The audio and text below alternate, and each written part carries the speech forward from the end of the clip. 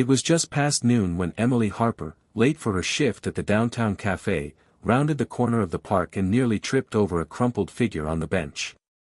An old man, silver-haired and slouched, sat alone, his weathered hands covering his face as his shoulders shook with muffled sobs. The world around him bustled, children laughing, joggers weaving by, traffic humming in the distance, but he seemed completely detached, as if sorrow had built a wall no one dared cross. Everyone passed. No one stopped. Except Emily. She hesitated. She really was late, and her boss had warned her, "One more tardy and you're out." But something in the man's quiet pain tugged at her, louder than any clock or consequence. She stepped closer, kneeling beside him. "Sir, are you okay?" she asked gently. The man didn't respond. His breath hitched. A tear escaped down his cheek, shining in the sunlight like something sacred. "Can I sit with you for a minute?" she offered. He nodded faintly, not looking at her. Emily sat, placing her tote bag on her lap, brushing her brown hair out of her eyes. For a long while, neither spoke. She just sat there, present. Not asking. Not prying. Just offering the dignity of shared silence. Finally, his voice cracked through the stillness. "Have you ever built something beautiful, and then watched it slip away?" Emily glanced sideways. "I've tried," she said. "I've had dreams. Some worked. Some didn't. But I think if you built something beautiful, even if it slips away, that still matters." He looked at her for the first time.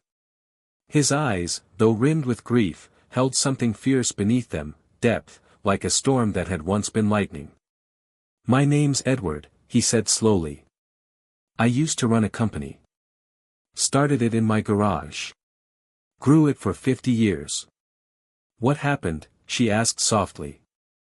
"I lost my wife last year. Everything else followed. My board, they forced me out.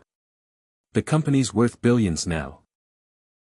My name's still on the building, but no one inside remembers the man who swept the floors and signed the first checks." Emily's heart sank. She didn't recognize the name, not yet, but she recognized the ache in his voice, the heartbreak of being forgotten. "I came here today to remember her," he continued, staring at the small pond across from them. "This was our favorite spot. She used to call the ducks our therapy group.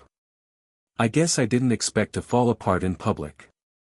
"You didn't fall apart," Emily said, reaching into her bag and pulling out a paper napkin.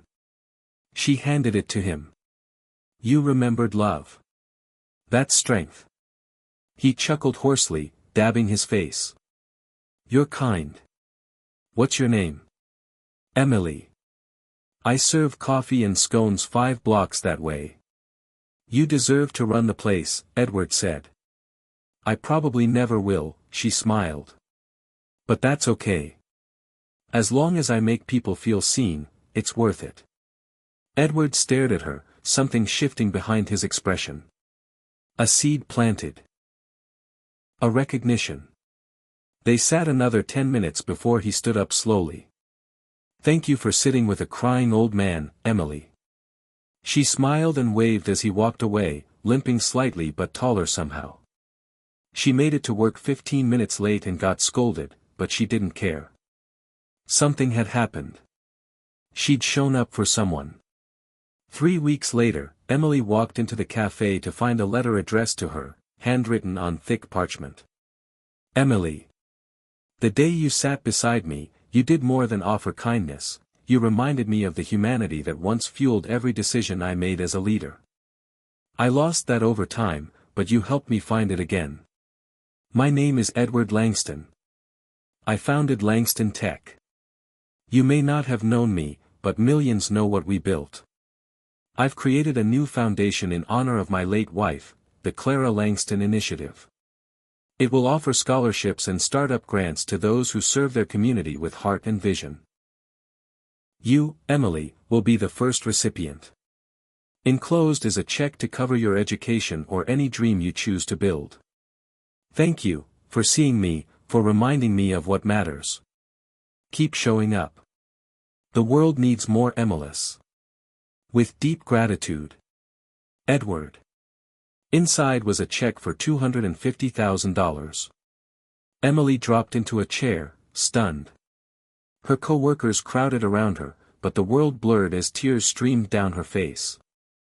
She had sat beside a crying old man, not knowing he was the founder of a billion-dollar company.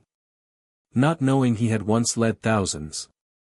Not knowing he had lost everything that mattered.